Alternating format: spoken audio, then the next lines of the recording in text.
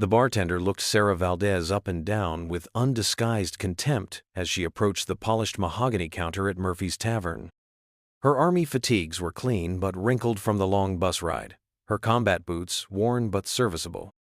She'd just completed a 14-hour journey from Fort Campbell to attend her father's funeral and needed nothing more than a cup of coffee and a moment to collect herself before the viewing. "We don't serve your kind here," the bartender said before Sarah could even speak. Sarah blinked, certain she'd misheard. "Excuse me?" "You heard me. This is a family establishment. We don't want any trouble." The words hit her like incoming artillery. Sarah looked around the dimly lit bar, taking in the working-class clientele, the faded sports memorabilia on the walls, the American flag hanging behind the bar. Nothing about the place suggested it was too upscale for a soldier. "I just want a cup of coffee," Sarah said quietly. "I'm not looking for trouble." The bartender, a heavy-set man in his 50s with thinning hair and suspicious eyes, shook his head firmly. "Not happening. Try the gas station down the street." "Is there a problem with my money?" Sarah pulled out a $20 bill and placed it on the bar.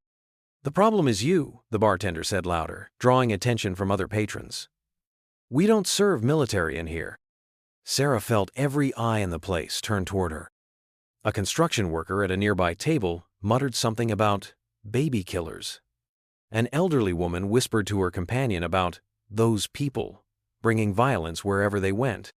"I'm a United States soldier," Sarah said, her voice steady despite the humiliation burning in her chest. "I've served 2 tours in Iraq protecting the freedoms that allow you to run this business." "Protecting freedom?" The bartender laughed harshly. "You mean invading countries and killing innocent people?" "Not in my bar." The silence that followed was deafening.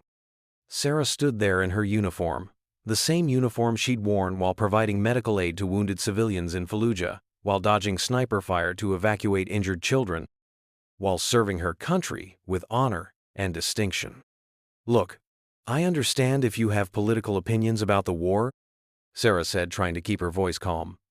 "But I'm just a soldier following orders, and right now, I'm just a daughter who needs coffee before her father's funeral." "Save the sob story for someone who cares," the bartender said. "You chose to put on that uniform. You chose to be part of the war machine. Now live with the consequences." A younger man at the bar, maybe 25 with sleeve tattoos and a hostile expression, turned to face Sarah. "Yeah, maybe you should think about what you've done before asking for sympathy." Sarah felt her hands shake slightly. She'd faced enemy fire without flinching, had performed emergency surgery in a battlefield hospital while mortars exploded overhead, had earned a Bronze Star for valor under fire. But standing in this bar, surrounded by the contempt of her fellow Americans, she felt more vulnerable than she ever had in combat. "My father was a Vietnam veteran," she said quietly. "He died yesterday. I'm trying to get to his funeral." "Then you should have thought of that before you decided to be a professional killer," the bartender replied. Several patrons nodded in agreement. Someone muttered, "Good riddance," under their breath. Sarah picked up her $20 bill and turned toward the door. As she walked through the bar, she heard whispered comments about war criminals and government thugs. The elderly woman made a show of covering her purse as Sarah passed. Outside on the sidewalk, Sarah sat on a bench and pulled out her phone. Her hands were shaking as she dialed her sister's number. "Maria, it's Sarah. I'm going to be a little late to the funeral home." "What's wrong? You sound upset." Sarah told her sister what had happened, trying to keep the emotion out of her voice. She'd faced worse than verbal abuse, she told herself. This was nothing compared to what she'd endured overseas. "Sarah, that's horrible. What's the name of the place?" "Murphy's Tavern on Oak Street. But forget about it. I just need to find coffee somewhere else." "No, don't forget about it. That's discrimination. It's not illegal to refuse service to military." "It's morally wrong. Dad would be furious." After hanging up, Sarah walked to the gas station and bought coffee from a vending machine. The liquid was bitter and weak, but it would have to do. She sat in the station's parking lot, watching traffic pass by, trying to push the bartender's words out of her mind. At 3 p.m., Sarah's phone started buzzing with text messages, first from her sister, then from numbers she didn't recognize. Apparently, Maria had posted about the incident on social media, and the story was spreading through military networks. Her phone rang. "Sergeant Valdez? This is Master Sergeant Rodriguez from the recruiting station downtown. I heard about what happened at Murphy's." Word travels fast. Military community's tight around here. A lot of us are pretty pissed off about how you were treated. I appreciate the support, but I just want to focus on my father's funeral. Understood, but you should know that some of the local veterans are planning to pay Murphy's a visit. Nothing violent, just a show of solidarity. That's not necessary. Maybe not necessary, but it's happening. You're one of us, Sergeant. When someone disrespects a soldier, they disrespect all of us. At 6 p.m., Sarah was at the funeral home when her phone started buzzing again. This time it was a local news reporter. "Sergeant Valdez, we understand you were refused service at Murphy's Tavern today. Would you like to comment?" "No comment. We have sources saying that veterans are gathering at the bar right now. Are you coordinating this response?" Sarah felt a chill. "What do you mean, gathering?" "Approximately 50 veterans in uniform are standing outside Murphy's Tavern. They're not saying anything, not blocking the entrance, just standing there. It's quite a sight." Sarah ended the call and immediately dialed Master Sergeant Rodriguez. "Rodriguez here. What's happening at Murphy's?" "Peaceful assembly, Sergeant. Completely legal. We're just standing on public property, showing our support for a fellow veteran." "How many of you are there?" "About 60 now. Word spreading. Veterans from 3 counties are showing up." Sarah felt torn between gratitude and concern. She didn't want anyone getting in trouble because of her humiliation. "Make sure it stays peaceful." "Roger that. We're not saying a word to anyone, just standing at attention." By 8 p.m., the story had made local television news. Sarah watched from her hotel room as cameras showed the incredible scene outside Murphy's Tavern. Nearly 100 veterans in dress uniforms stood in perfect formation on the sidewalk, saying nothing, doing nothing except being present. The reporter interviewed confused patrons leaving the bar. "It's intimidating," one woman said. "They're just staring." "They have a right to be here," a man added. "But it's weird. They haven't said a word." The bartender, identified as Kevin Murphy, the bar's owner, appeared on camera looking nervous and defensive. "This is harassment," Murphy complained. "They're trying to intimidate me because I exercised my right to refuse service." "Do you regret your decision to turn away Sergeant Valdez?" the reporter asked. "I stand by my principles. I don't support the military or what they do overseas." The reporter tried to get comments from the veterans, but they remained silent, standing at attention like an honor guard. Sarah's phone rang constantly through the evening, fellow soldiers calling to offer support, veterans organizations wanting to help, media outlets requesting interviews. She turned off her phone and tried to focus on preparing for her father's funeral the next day. At midnight, Maria called the hotel room directly. "Sarah, you need to see this. Turn on Channel 7. Sarah switched on the television to see an even more remarkable sight. The number of veterans had grown to over 200. They filled the entire block, standing in silent ranks, their uniforms immaculate, their bearing proud and professional. The reporter explained that veterans had driven from as far as 3 states away after seeing the story on social media. They came in buses, carpools, and motorcycles. Active duty soldiers, reservists, retirees, disabled veterans, men and women from every branch of service.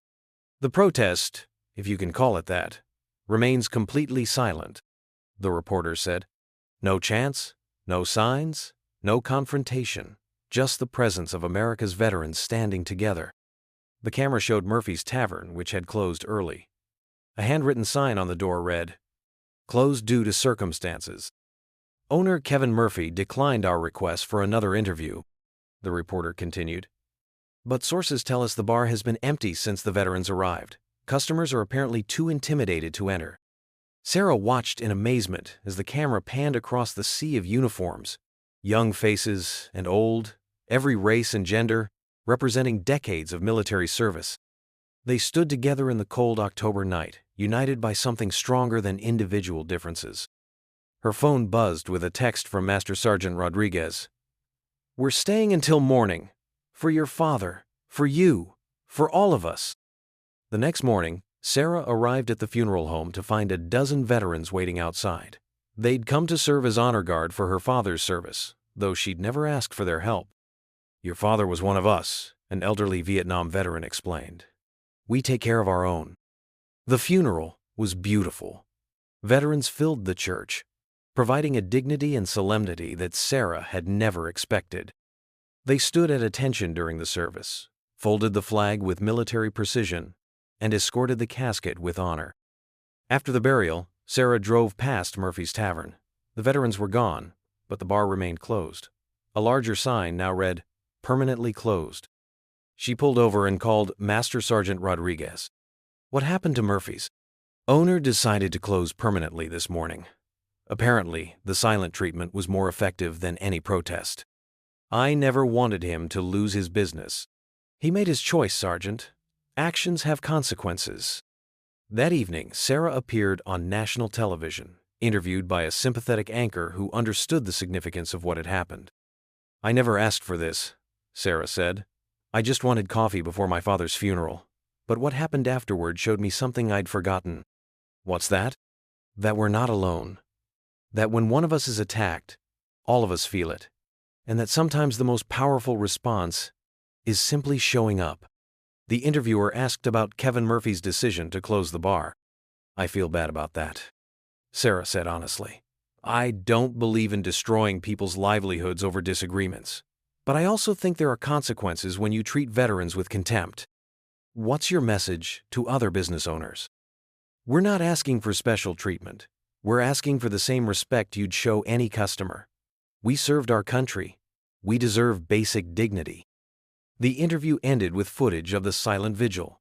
200 veterans standing together in the darkness, their presence speaking louder than any words. Sarah returned to Fort Campbell the next day, but the story continued to resonate. Murphy's Tavern became a symbol of the divide between military and civilian America. Veterans organizations used the incident to highlight discrimination against service members. 6 months later, Sarah received an unexpected phone call. "Sergeant Valdez, this is Kevin Murphy." Sarah almost hung up, but decided to listen. "I wanted to apologize, and to tell you that I've been doing a lot of thinking since that night." "Okay." "I was wrong. Completely wrong. I let my political beliefs turn into personal hatred, and I took it out on you." Murphy's voice was shaky, emotional. "I've been meeting with veterans groups trying to understand what I did wrong, learning about what you and others have sacrificed." "Why are you calling me?" "Because I want to make amends. I'm opening a new business, a coffee shop specifically for veterans. Free coffee for anyone in uniform. Meeting space for veterans groups, job placement assistance." Sarah was quiet for a long moment. "I don't want your guilt money, Mr. Murphy." "It's not guilt money. It's an acknowledgement that I was wrong, and an attempt to do better." Murphy paused. "Those veterans standing outside my bar, they didn't say a word, but they taught me more about dignity and honor than I'd learned in 55 years of life." Sarah felt something shift in her chest. Not forgiveness exactly, but recognition that people could change. "What's the coffee shop called?" "Valdez Veterans Cafe, named after your father." 3 months later, Sarah attended the grand opening of the cafe on her leave. The place was packed with veterans, their families, and community members who wanted to show support. Kevin Murphy approached her nervously. "Thank you for coming." "Thank you for learning." As Sarah looked around the bustling cafe, she thought about the night 200 veterans had stood silent in the cold, united by bonds stronger than politics or personal differences. The power of their presence hadn't been in their words, but in their unwavering solidarity. Murphy had painted a mural on the back wall, showing soldiers throughout American history, from the Revolutionary War to modern conflicts. At the center was a simple inscription: "Some gave all gave some." Sarah's phone buzzed with the text from Master Sergeant Rodriguez. "Proud of you, Sergeant. Your father would be too." She smiled and ordered a cup of coffee, finally getting what she'd come for 9 months earlier. The silent vigil had lasted 12 hours, but Kevin Murphy's transformation from bigot to advocate had taken nearly a year. The cafe he'd opened in the veterans' honor became the most successful business on Oak Street.